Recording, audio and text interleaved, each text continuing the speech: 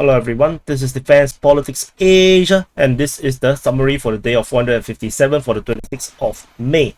Let's start off with the most controversial issue, which is actually Ivan KHURS.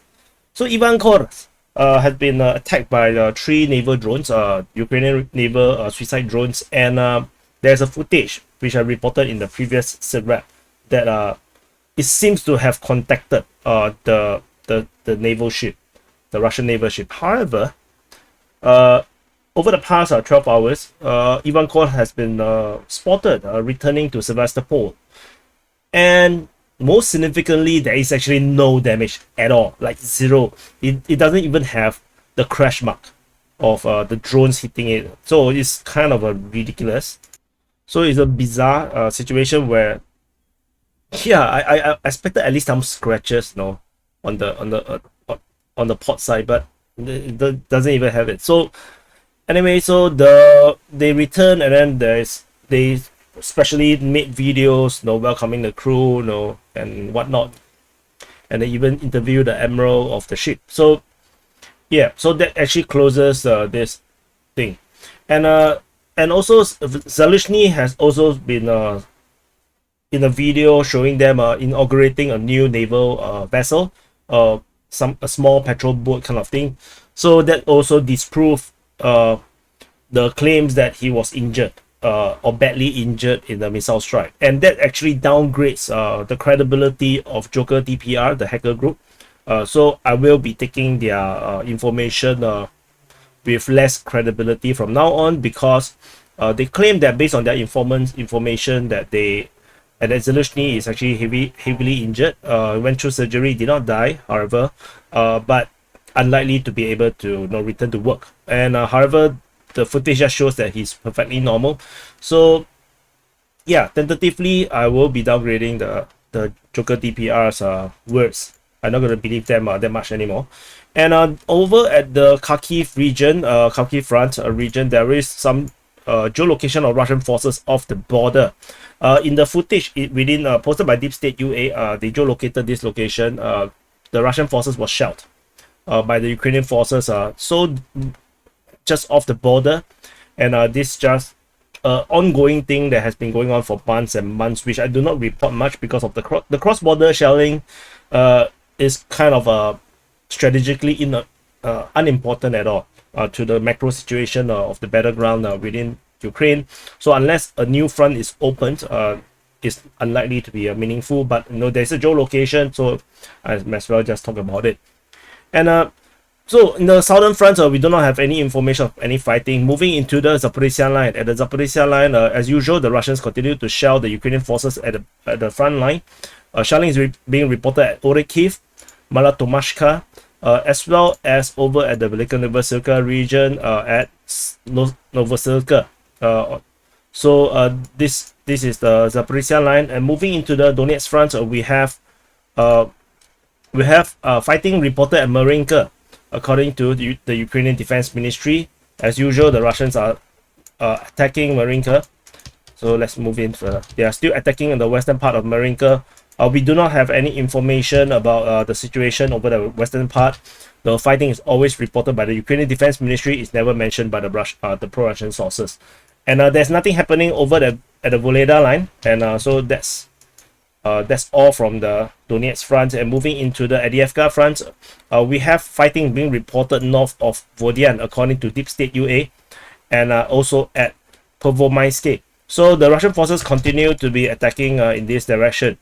But there is a geolocation of Ukrainian forces over here at this position by Chris 759, the world's best geolocator in my opinion.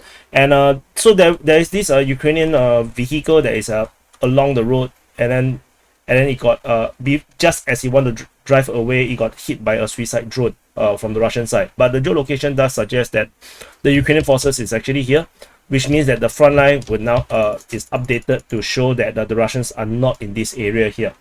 And moving on to the northern part of Avdiivka city. So this is Avdiivka city at the north of Krasnohorivka, or near Krasnohorivka. So the Ukrainian Defense Ministry reported there is Russian offensive operations over at Krasnohorivka. Exactly, is it here, or is it here is unknown.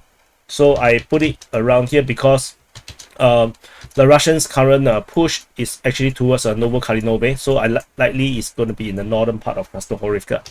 And moving on, so that's all from the Avdiivka front. And moving on to, at the New York front, we have nothing at the New York front.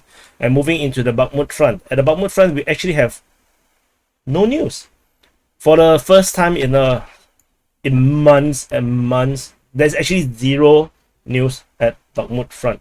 The last thing that we know is that the Wagner forces is being redeployed into the rear, and they will be regrouping. And this is proven also by footages coming out from pro-Russian sources showing the rear positions, the rear camps. The Wagner forces is still in Ukraine. They are just not at the frontline region. And and moving on into the Seversk front. At the Seversk front, fighting is still reported at Bilohorivka. According to the Ukrainian Defense Ministry, the Russians are still trying to attack Bilohorivka.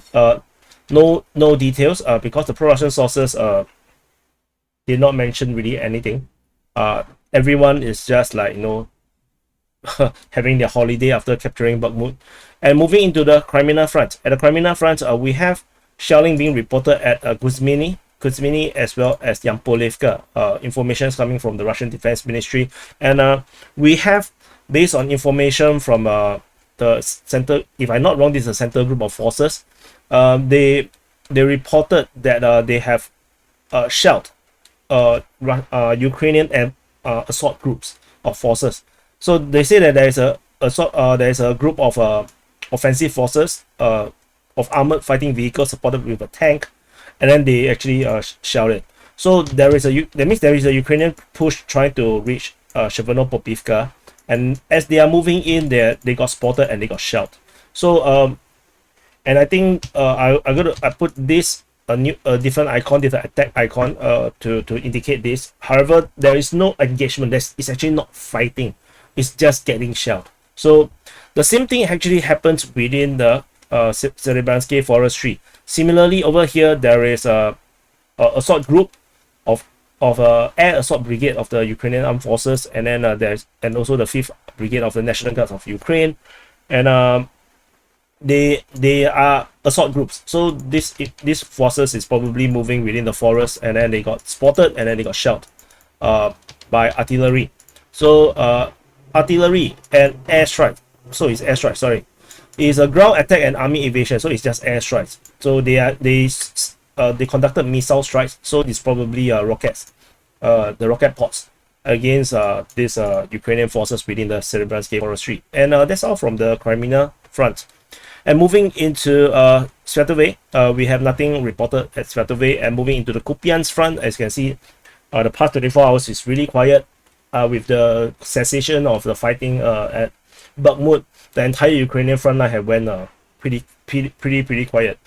And we have shelling being reported at Kharkiv, according to the Russian Defense Ministry. They also reported the Ukrainians actually have recon operations near Ivanovka. And moving into the Myastivka region, there is reports of reconnaissance group of the Ukrainian armed forces near Myastivka. However, the Ukrainian Defense Ministry continued to report that the Russians are on the offensive over here. So it's unclear who are attacking who.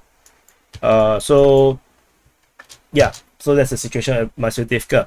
The Russian Defense Ministry also reported shelling at Voreshna, which is actually this town here off the Oskil River. So there's a river over here. And this town of city is Voreshna, very important town. And that's all from the Kupyansk front. And yeah, that's it. That's the SITREP and the summary for the day of 457 for the 26th of May. And this video is not classified. It's going to be on YouTube, as you probably watch this. So do press the like button, subscribe, and as the war is coming very slow, I think I will be putting back the SITREP onto YouTube as per normal, and I will be doing an entirely new series of videos, probably of me, sharing opinions, information, and as well, showing footages of the war and things that I usually cannot show on YouTube, because showing anything from the war, any footages from the war, easily, like super easily get demonetized. So I'll probably do that instead for the DPA army that is supporting DPA on the Patreon, Coffee, Boosty, or locals. So I think that will be fair, and I would do probably do like a highlights version to put it on YouTube without all these footages. Anyway, thank you for watching, and I'll see you in the next update.